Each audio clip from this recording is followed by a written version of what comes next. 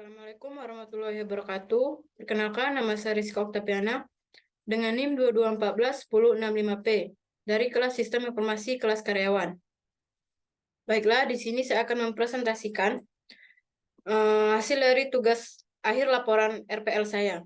Di sini saya akan men-share laporan saya.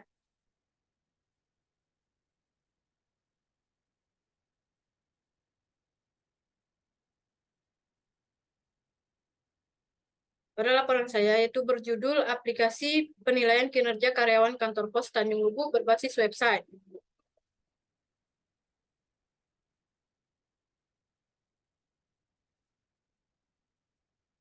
Pada laporan saya, pada bab 1, metode pengembangan perangkat lunak. Pada metode ini saya menggunakan metode waterfall. Sini saya akan menjelaskan sedikit apa itu metode waterfall. Metode waterfall adalah model yang menyediakan pendekatan alur hidup perangkat lunak secara sekuensial atau terurut, dimulai dari analisis, desain, pengodaian, dan pengujian. Pada metode waterfall ini terdapat beberapa tahapan, di mana tahapan-tahapan tersebut terdiri dari satu, yaitu planning atau estimating. Pada tahap ini, perencanaan yang menjelaskan tentang estimasi tugas-tugas atau teknis yang akan dilakukan, risiko-risiko yang dapat terjadi, dan sumber daya yang diperlukan dalam membuat sistem.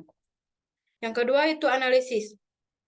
Pada tahapan ini, menghasilkan dokumen user atau rekrutmen atau bisa dikatakan sebagai data yang berhubungan dengan keinginan user dalam pembuatan sistem.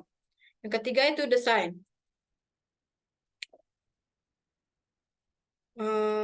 Pada desain ini, ada dua tahap yang dilakukan. Yang selanjutnya yaitu implementasi modeling. Pada tahapan ini, perancangan dan pemodelan arsitektur sistem yang berfokus pada perancangan struktur data, arsitektur software, tampilan interface, dan algoritma program. Yang kelima itu construction. Pada tahapan ini, proses penerjemahan bentuk desain menjadi kode atau bentuk bahasa yang dapat dibaca oleh mesin. Dan yang terakhir itu maintenance. Pada tahapan ini, implementasi software ke customer, pemeliharaan software secara berkala, perbaikan software, evaluasi software, dan pengembangan software.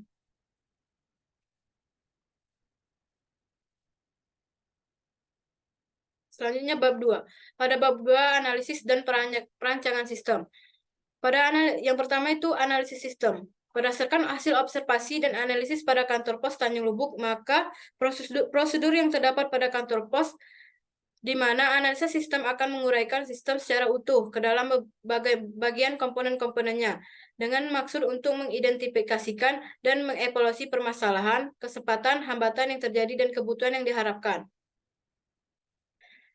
Selanjutnya, permasalahan yang dihadapi. Yang pertama itu proses pengelolaan data sasaran pencapaian kinerja laporan kontrak kinerja karyawan per bulan yang belum terkonsep.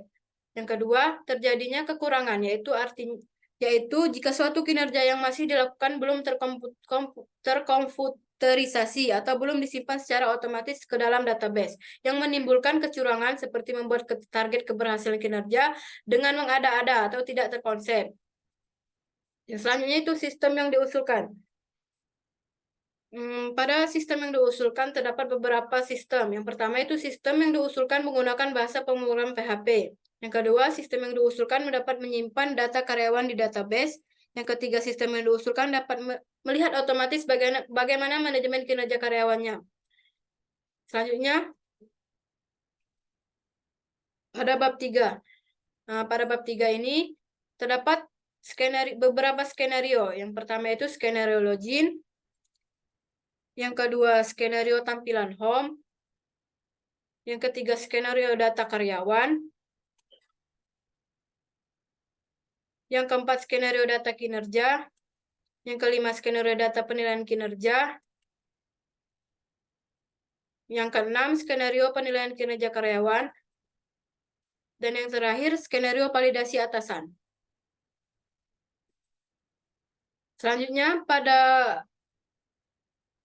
skenario terdapat kelas-kelas dan objek-objek yang menggunakan kebutuhan sebagai penuntun. Yang pertama, objek karakteristik atau atribut, di mana terdapat beberapa objek. Yang pertama itu admin, atasan, data karyawan, data kinerja, data penilaian kinerja, dan penilaian atasan. Selanjutnya objek-objek. Yang pertama skenario kelola login, di mana terdapat objek admin, karyawan, dan atasan. Yang kedua skenario kelola tampilan home. Yang ketiga skenario data karyawan, objek-objeknya terdiri dari admin dan karyawan. Yang keempat itu skenario data kinerja, objek-objeknya itu karyawan. Yang kelima skenario data penilaian kinerja karyawan, objek-objeknya terdiri dari admin, karyawan, dan atasan. Selanjutnya skenario validasi atasan, skenario logout, di mana admin, karyawan, dan atasan. Kesimpulan dari objek-objek tersebut meliputi admin, atasan, data karyawan, data penilaian kinerja, dan data validasi atasan.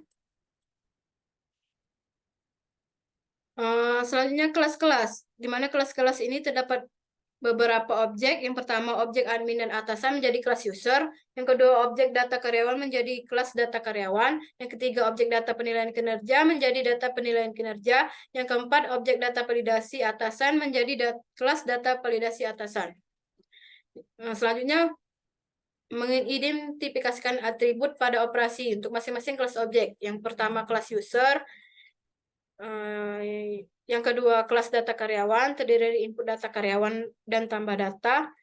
Yang ketiga itu kelas data penilaian kinerja terdiri dari input data penilaian dan entry. Yang keempat itu kelas data validasi atasan. Selanjutnya itu struktur dan hierarki kelas-kelas. Pada struktur hierarki ini terdiri dari yang pertama itu struktur kelas, di mana struktur kelas ini terdiri dari dua, yaitu kelas main atau kelas yang menggunakan tampilan sistem, di mana terdiri dari kelas login, kelas home, kelas data karyawan, kelas data penilaian kinerja, kelas data penilaian kinerja karyawan, dan kelas data logout. Selanjutnya membangun keterhubungan kelas dan objek, di mana terdiri dari kelas login, user, kelas data, kelas data kinerja, dan data penilaian. Selanjutnya itu desain pada bab 4 terdiri dari desain berorientasi objek. Yang pertama itu terdapat use case diagram. Pada use case diagram ini terdapat login, mengelola data karyawan, mengelola data kinerja, mengelola data penilaian kinerja, dan mengelola data validasi atasan. Yang terakhir itu logout. Selanjutnya activity diagram.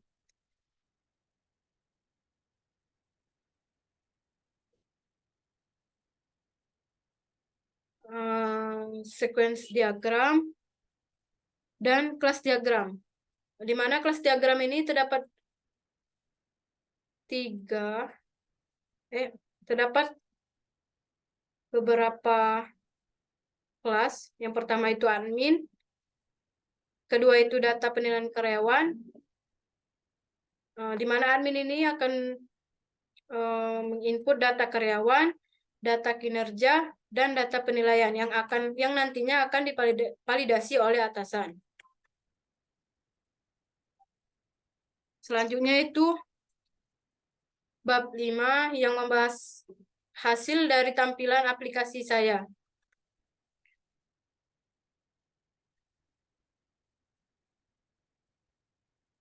Yang pertama itu tampilan data home.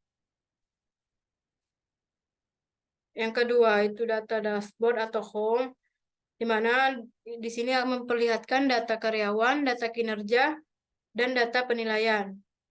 Selanjutnya halaman data karyawan, di mana pada halaman data karyawan ini terdiri dari penginputan NIP, nama, jabatan, dan jenis pekerjaan. Terdapat from edit data karyawan. Selanjutnya from halaman data kinerja karyawan, di mana terdapat penginputan nama, uraian kegiatan, waktu mulai, dan waktu selesai. Selanjutnya, halaman data penilaian kinerja karyawan, di mana pada halaman ini terdapat penginputan bulan, nama karyawan, jabatan, kualitas kerja, kuantitas kerja, kerjasama, dan kreativitas.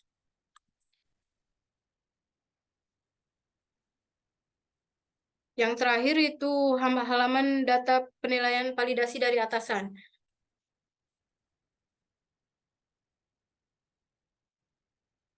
Pada bab terakhir ada kesimpulan dan saran.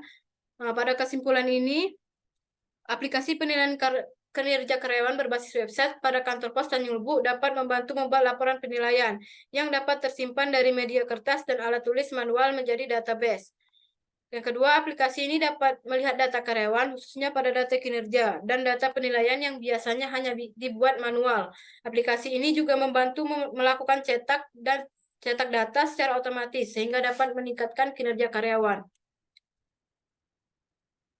Selanjutnya, saran dari pembuatan laporan ini, yang pertama, admin dapat diberikan informasi dan pelatihan dahulu agar aplikasi ini dapat digunakan dan dimanfaatkan dengan baik.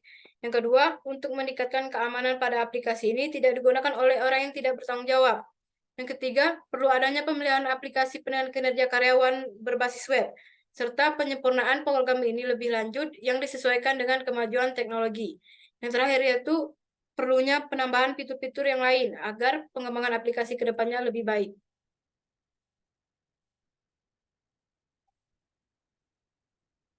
Baiklah, mungkin itulah presentasi dari laporan saya. Atas perhatiannya, saya ucapkan terima kasih. Wassalamualaikum warahmatullahi wabarakatuh.